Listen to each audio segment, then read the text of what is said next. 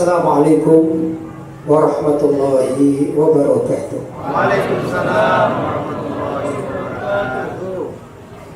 Alhamdulillah wassalatu wassalamu ala Rasulillah Sayyidina Muhammad ibn Abdillah wa ala alihi wa sahbihi wa man wala wa la hawla wa la quwwata illa billah amma ba'd. Hadratul Karamin, Ma'asyiral Habaib al-Fudala, Ma'asyiral Asatidah al-Kurama, hadirin hadirat yang dimuliakan oleh Allah, dan tak lupa akhina fillah walillah,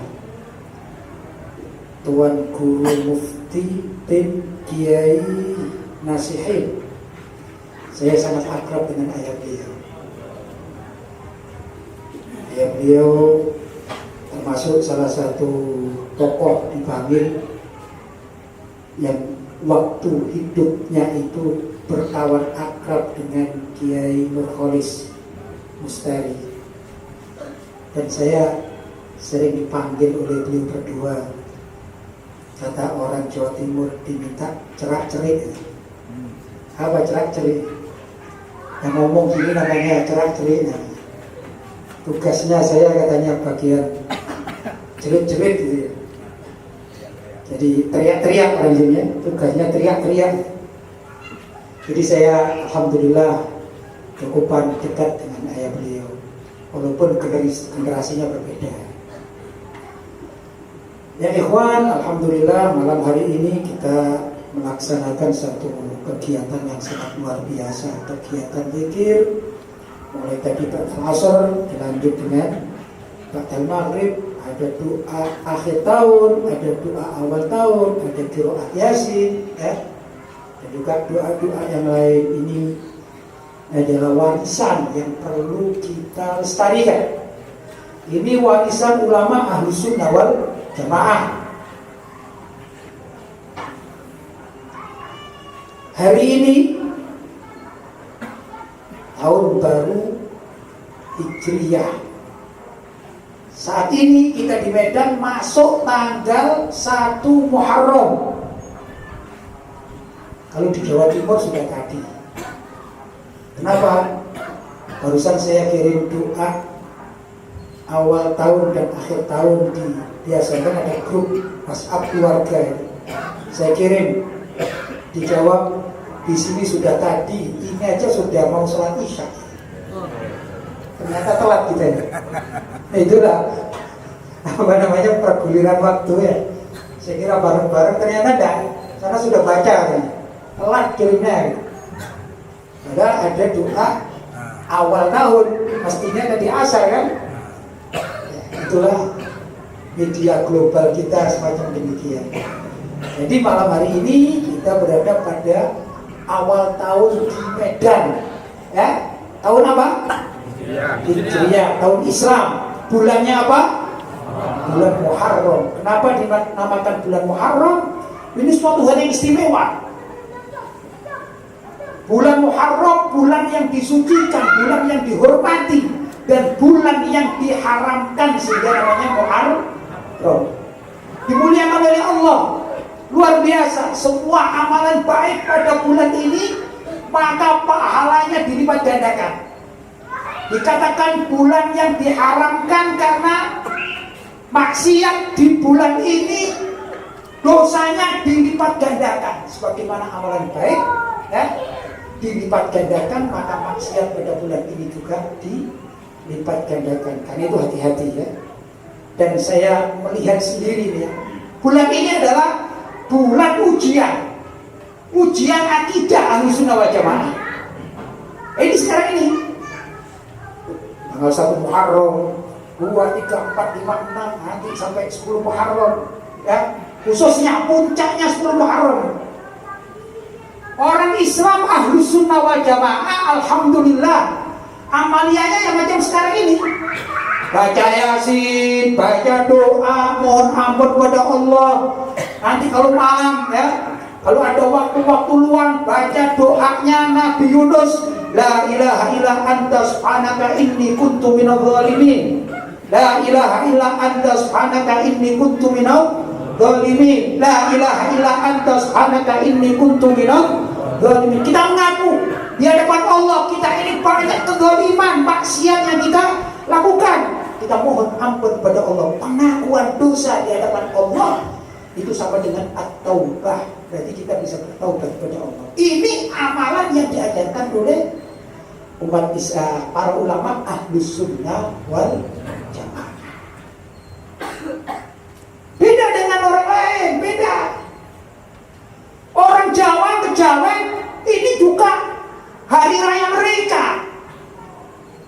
Saat ini orang-orang yang tidak menyembah Allah, alhamdulillah kadang-kadang ada syirik-syiriknya. Sekaranglah waktunya untuk mencari kesaktian. Ya sekarang ini kita punya benda apa saja boleh. Beli keris boleh tidak? Boleh. Beli pedang boleh. Beli pistol boleh. Kalau ditangkap polisi saya tidak ikut tanggung jawab. Tapi hukumnya boleh. Cuman memperlakukan, nah ini yang jadi masalah. Memperlakukan keris, ya kan?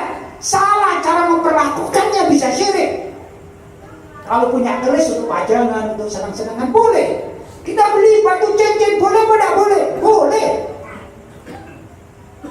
Tapi kalau salah memperlakukan bisa syirik.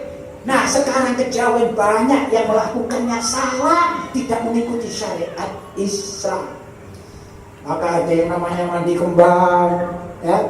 Apa saja saya tidak paham. Walaupun saya orang Jawa tapi tidak pernah, jadi saya tidak paham. Yang penting mereka melakukan ritual-ritual. Ritual-ritual, ada sesajen-sesajen dan lain sebagainya. Sebagian dari orang-orang yang mempunyai ritual itu juga mengadakan selamatan. Kita boleh tidak selamatan? Boleh. Kalau nanti malam atau besok, ya, Tuan Guru Mufti mau nyembelih kambing, kita persilakan. Kalau saya diundang, saya hadir insya Allah. Bukan gimana, ikut hadir? Itu kalau kambing. Kalau sapi, tak bersihkan kita. Insya Allah besok sapi, besok misalnya kerbau. Gimana? Gimana, Beb? Sepakat apa ini? Kita diundang senang. Apa tujuannya? Iya, kita menyenangkan tamu-tamu kita.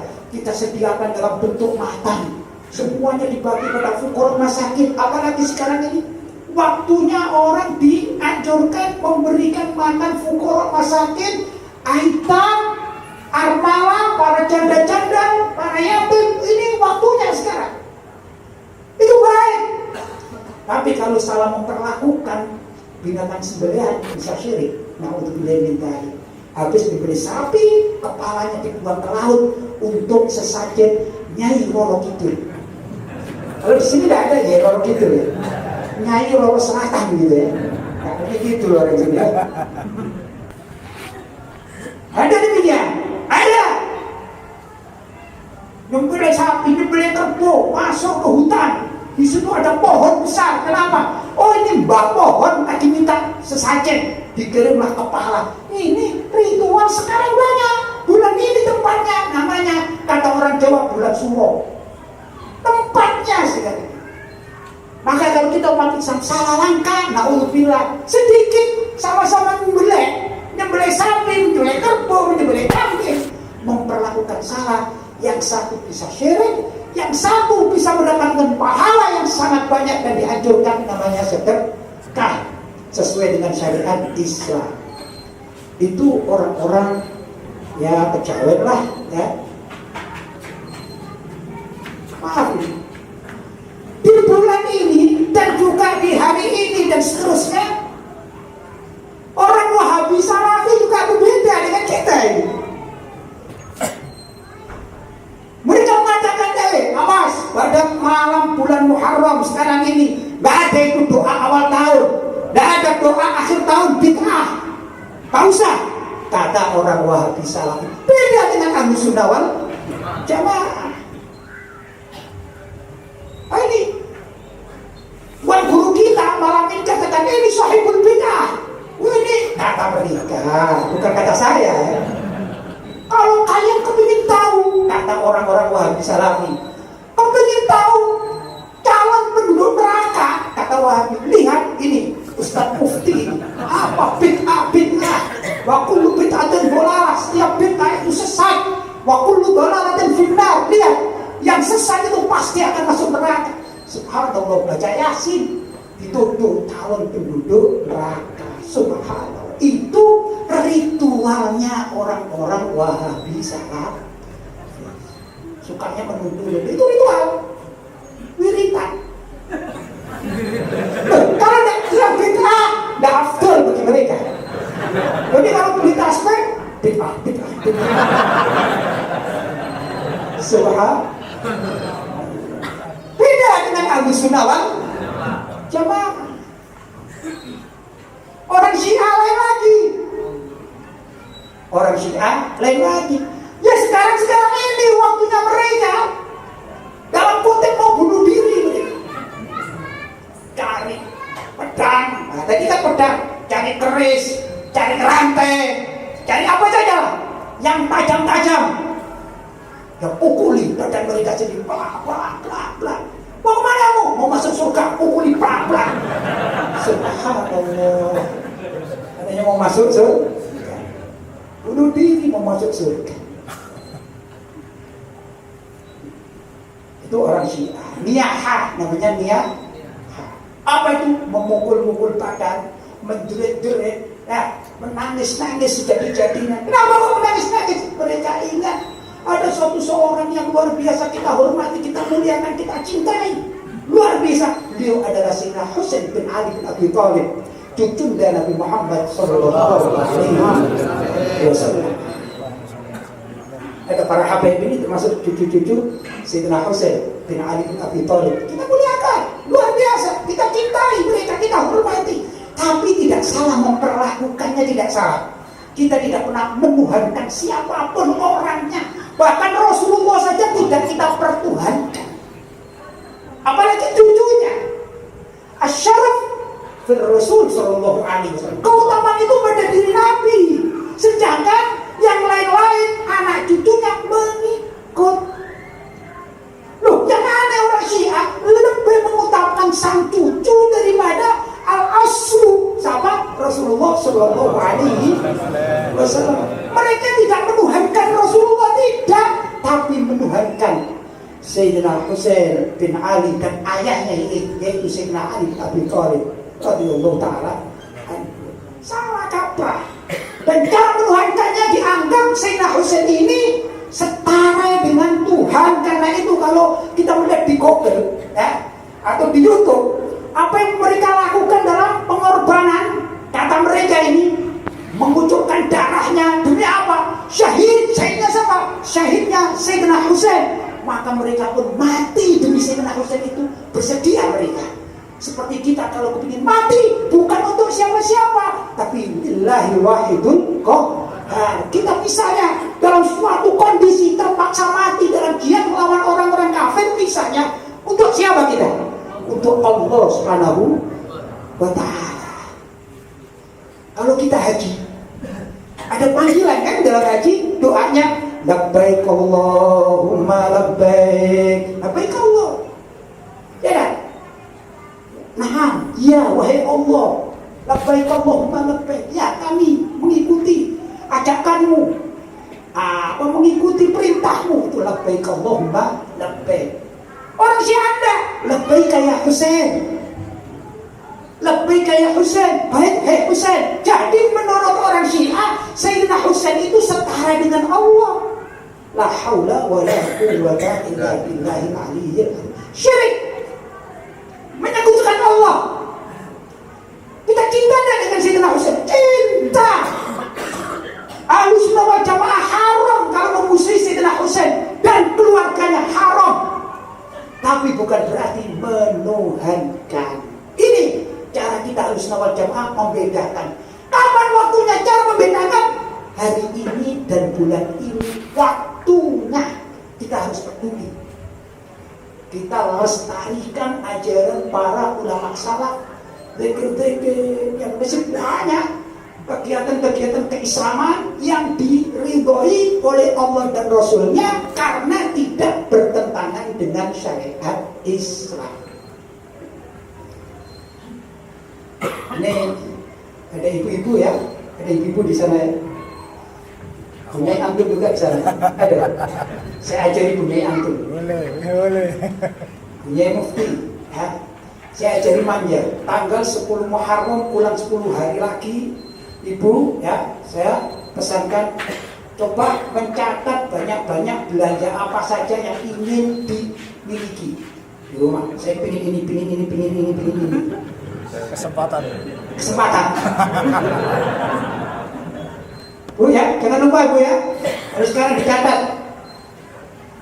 Nanti kalau malam pas tanggal 9 Muharram, Tasu'a, sodorkan Pak ya, katanya ngaji semalam gitu.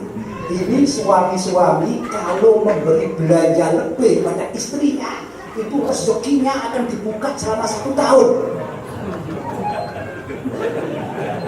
Tapi yang pelit-pelit ya enggak. Kalian senang ibu-ibu itu. Minta HP baru. Allah, mudah-mudahan istri saya tak nengok ini ya. Nah itu termasuk memberi nafkah kepada istri dan keluarganya pada bulan Muharram. Ini sangat luar biasa. Allah memberkahi rezekinya. Itu amalia ulama-ulama mencontohkan dari Ahlussunnah wal Jamaah. Kalau kita punya, walaupun tidak banyak, punya uang, kumpulkanlah, carilah yatim piatu, santuni. Itu juga dianjurkan pada bulan-bulan Muharram. Kalau di Jawa ini banyak santunan yatim piatu. Saya kalau sudah Muharraman gini ini kadang-kadang jarang pulang besar saya besar. Santunan yatim piatu gitu. Saya kadang-kadang mau daftar, tahu gini saya mau jadi yatim piatu saja gitu. Nah, itu santunan yatim piatu diperintahkan di dalam syariat, sunnahkan, ya, dianjurkan oleh para ulama. Menyantuni janda-janda. Jadi mengumpulkan janda-janda. Cuma jangan janda-janda yang muda saja ya.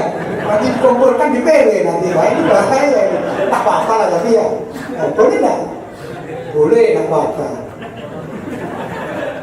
Tapi saya alhamdulillah setia sama istri saya. Saya ini pengagum istri satu. Saya pengagum. Satu di Malang, satu Surabaya, satu di Medan, satu di Batam. Satu. Istri saya cuma satu ya. Nah, mengumpulkan janda-janda disantuni. Kalau mau tidak dikumpulkan artinya didata, janda-janda itu didata, kemudian diberi disangoni atau diberi pesangon mereka. Pada bulan Muharram itu pahalanya besar. Nah, di antaranya pada bulan Muharram, termasuk juga bulan Ramadan. Kalau guru saya, Abu Yasin Muhammad bin Abi Al-Maliki, karena saya pernah ditugasi, alhamdulillah tahaddutsan bi ni'mah. Saya dulu jadi salah satu penulis Abu Yasin Muhammad bin Al-Maliki itu kalau sudah Ramadan saya disuruh beli hilaf, amplop, ya. Terus janda-janda di Mekah itu ditulis fulan, Sayyidah fulana dengan sekaligus angkanya misalnya 3.000 real, dan saya memasukkan uang itu. Jadi semua janda-janda di mana? Di Mekah itu disantuni sama Abu Yasin Muhammad bin Al-Maliki. Kok tahu? Saya kebetulan yang bagian masukkan ke amplopnya itu saya, jadi saya tahu, pernah akhir sebelum saya kepulangan, jadi tahu persis. Itu Abu Yasin Muhammad bin Al-Maliki kalau bulan Ramadan. Nah, kalau kita misalnya tidak bisa seperti beliau, paling kita ya gitu. Ada uang, ya, kalau kita punya uang 1 juta, kita bagilah. Misalnya 1 juta, lillahi ta'ala, paling tidak saya bagi 10 orang janda, berarti 100-an, lumayan daripada tidak sama sekali. Kita kasihkan fulana. Ini termasuk dianjurkan oleh para ulama Ahlussunnah wal Jamaah. Ini amalia yang baik. Bukan seperti tadi, datang ke hutan, datang ke laut, datang ke ini berdoa, Hong Wilahin. Ya, saya nggak ngerti doa mereka. Ya dah. Artinya lagunya Gomblo dulu ya, seorang Jawa Timur, Hong Wilahin begitu. Ini jelas berbeda. Nah, untuk kita tiba-tiba pidato di mana-mana, meneliti. Ini Masjid Mani bikin acara Muharraman, acara apa namanya, acara doa langsung dipapok, kamu jangan bubar, sesat. La haula wala quwwata illa billah. Itu bukan akhlak Ahlussunnah wal Jamaah. Atau mengumpulkan orang sekian, sudah siap parangnya, buat apa? Bunuh diri bersama-sama, bla bla bla. Udah mati sekalian, biar nggak rame ya, biar sepi orang Syiah ini ya. Kalau terbunuh ada dirinya sendiri kan, alhamdulillah. Kita sudah syukur kan gitu ya. Bla bla bla. Israel. Subhanallah. Kata Nabi, jangan ikuti kebiasaan doanya jahiliyah. Apa doanya jahiliyah? Yaitu kalau ada orang meninggal dunia, menangis meraung-raung. Wafatnya Sayyidina Husain zaman dahulu kala. Ya. Kalau hitungan Hijriah, itu berarti sudah 1440-an Hijriah terdahulu, tahun terdahulu. Nangisnya baru sekarang. Kenapa enggak menangisi wafatnya Rasulullah? Wafatnya Rasulullah Sallallahu Alaihi Wasallam, semua masyarakat Islam sedih menangis waktu itu. Kenapa tidak mengambil event ini? Sayyidina Umar bin Khattab ketika mendengar Rasulullah wafat, begitu mendengar ada sahabat ini ya, saking cintanya pada Rasulullah. Ada sahabat mengatakan, "Hai Umar, Rasulullah wafat." Itu dredeg, mukanya merah, marah. Mereka, siapa yang berani mengatakan Rasulullah wafat? Pedangnya diangkat. Itu Sayyidina Umar. Sayyidina Umar kan luar biasa, tahan, sabar, bijaksana. Dipeganglah Sayyidina Umar. Diingatkan, "Man kana ya'budu Muhammadan fa innahu qad mat. Wa man kana ya'budu Allah fa innahu hayyun la yamut."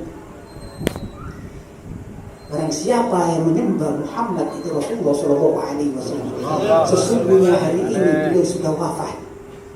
Tapi barang siapa yang menyembah Allah, maka sesungguhnya dia adalah zat yang hayyun, hidup la yamut, tidak akan mati selama-lamanya. Sadarlah Sayyidina Umar bin Khattab, cintanya tetap yang keras seperti Sayyidina Umar, cintanya luar biasa. Yang Sayyidina Umar kan cintanya luar biasa. Ini demi wafatnya Rasulullah SAW. Itu ya ikhwan, kalau kita bicara tuh, baca sejarahnya wafatnya Rasul, semua kota Medina ini tidak ada yang bergerak, tidak ada yang tersenyum, semuanya sedih karena wafatnya Rasulullah SAW. Bisa dikatakan seakan-akan Madinah menjadi kota mati, tidak ada kehidupan sedih untuk berjalan lama. Tapi sebagian sahabat yang mempunyai sifat bijaksana, mempunyai sifat yang kuat, yang tegar, maka beliau berembuk, ini kalau keadaan semacam demikian ini sedih, harus ada seorang yang jadikan pimpinan. Saya ibaratkan, mohon maaf, ini majelis. Kebetulan majelis ini adalah majelisnya Ustadz Mufti. Mudah-mudahan beliau panjang umur, punya manfaat kita. Tapi andai kata dipanggil oleh Allah sebelum ada penggantinya, apa yang terjadi? Kita semua sedih, bingung. Siapa yang melanjutkan majelis ini? Semuanya bingung. Di antara semua ini pasti ada yang sedih, nangis, ini tidak bisa berpikir. Tapi tentu Allah akan mengutus orang-orang yang bijak, akan berpikir, oh saya kenal adiknya Ustadz Mufti, daripada vakum lebih baik adiknya saja dipanggil ke sini. Itu namanya orang bijak.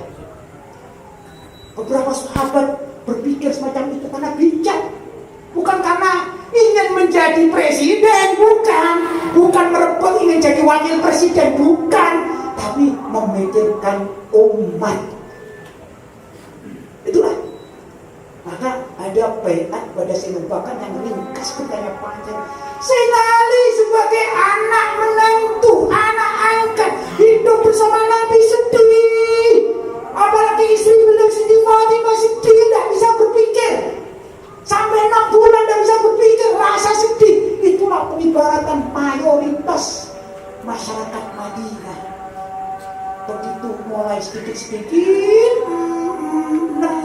bulan berikutnya kebetulan Siti Fatimah dipanggil oleh Allah SWT.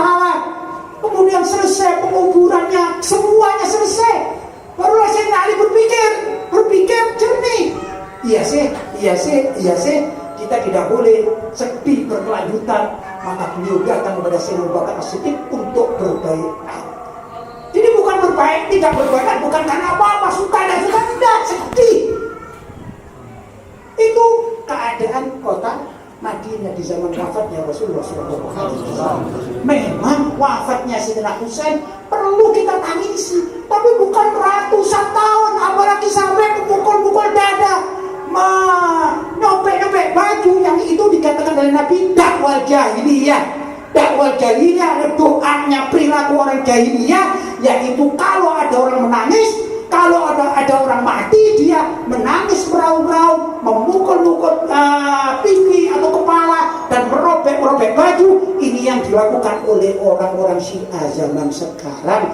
Na'udzubillahi min dzalik. Karena itu mari kita jaga amalia warga Ahlussunnah wal Jamaah yang sudah diajarkan oleh para ulama-ulama salaf Ahlussunnah wal Jamaah, mulai dari kalangan dzurriyyatun Nabi sallallahu alaihi wasallam, juga ulama-ulama yang lainnya, masyayikh kita yang mengajarkan seperti tadi, amalan di tempat ini yang perlu kita lestarikan dan kita ajarkan di setiap tempat. Mudah-mudahan masyarakat, khususnya masyarakat Medan, umat Islam Medan, mendapatkan keberkahan dari amalia para ulama-ulama salaf Ahlussunnah wal Jamaah. Ya ikhwan, barangkali itu sedikit yang dapat saya sampaikan. Mudah-mudahan ada manfaatnya, mudah-mudahan dapat membuka kita untuk syiar agama Allah. Wa may yu'azzim sya'airallah fa innaha min taqwal qulub. Kita sekarang di tempat ini niatnya adalah ta'zim syiar-syiar agama Allah. Sesungguhnya itu termasuk ketakwaan hati bagi kita. Mudah-mudahan Allah menerimanya dan Allah memperlipat gandakan pahalanya, dan mudah-mudahan Allah mengampuni kita semua. Allahumma amin. Barangkali itu yang saya sampaikan. Hadza ma aqulu lakum wa afu minkum. Wassalamualaikum warahmatullahi wabarakatuh.